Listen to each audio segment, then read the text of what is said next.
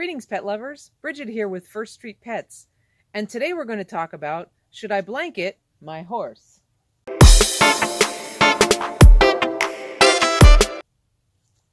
So I'm filming at the barn today. These are my horses, Norwegian Fjords, Maggie, and River, the little guy.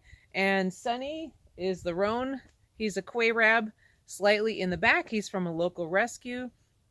They all get along really well, and they're going to help me out, possibly photobomb me for today's video. So blanketing your horse, or rugging as it's called in Europe, is a controversial subject. Some people are very much for it, some are very much against it. So I thought I'd just put out some reasons why people do or don't blanket, and when it is a good idea or is not a good idea. So the first thing to take into consideration is your horse's age and health.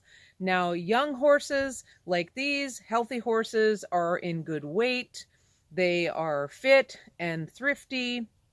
And in temperatures like we have here in Northern California, they rarely are going to need additional support for their bodies. It's been cold and rainy here lately. I'm filming outside today because it's a nice sunny day, but it's been getting down into the 30s, which for us is pretty cold. But I do have friends with horses in Alaska and Norway and all sorts of other places where it gets a whole lot colder. So a healthy horse in a moderate climate like this, and even in a much colder climate, probably won't need a blanket. On the other hand, some horses that are older, who have difficulty maintaining their weight, who may not grow a great winter coat, they may need a little extra support. And you'll just have to use your judgment as to whether or not you think they need a blanket during really extreme cold or really wet temperatures. The second thing to consider is your horse's breed. Horses like these guys here, the Norwegian Fjords, are a drafty pony breed. They are chonky, they tend to be overweight, and they grow a really heavy fur coat in the wintertime. So it's very rare that people will blanket this breed. On the other hand, I have friends with thoroughbreds and other horses that tend to be lighter bodied, sometimes are not easy keepers, tend to be on the thin side. And so those horses will seem to be very uncomfortable in cold and wet weather. So a blanket, or at least a rain sheet, may be a good idea for them. Another important consideration is your setup. You can see that my horses here have a large area to live in.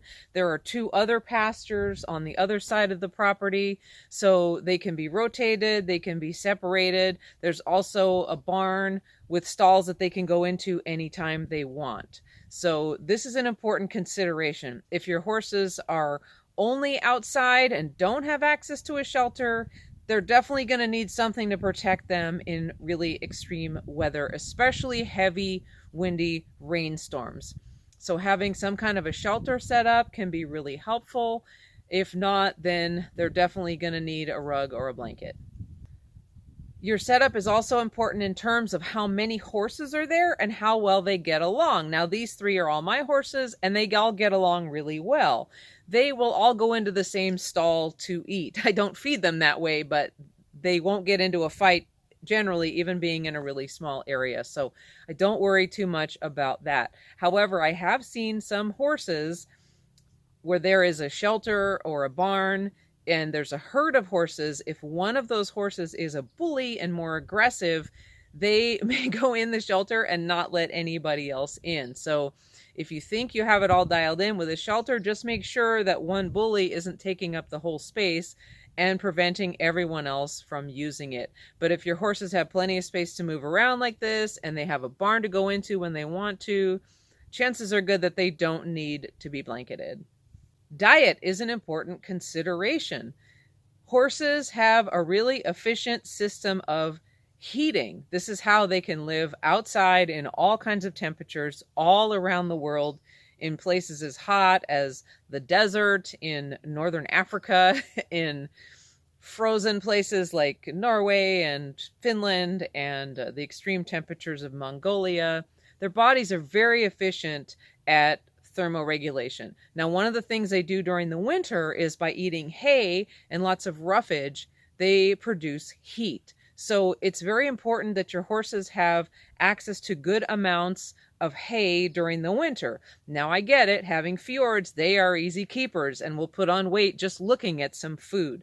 So with horses like that, you might want to get a lower calorie hay, a lower calorie grass hay, some kind of a straw, just to give them something to do and something to eat without giving them too much calories with something like alfalfa, which tends to be very rich and very high in calories. Now, if you have an older horse, this is part of that consideration. Some older horses are virtually toothless and can't eat hay anymore, or will try to eat it and they'll just spit it right back out again. So if your horse is on an only grain or pelleted diet, they won't be as good at creating that internal heat for their bodies. So in those cases, your horse may need to use a blanket.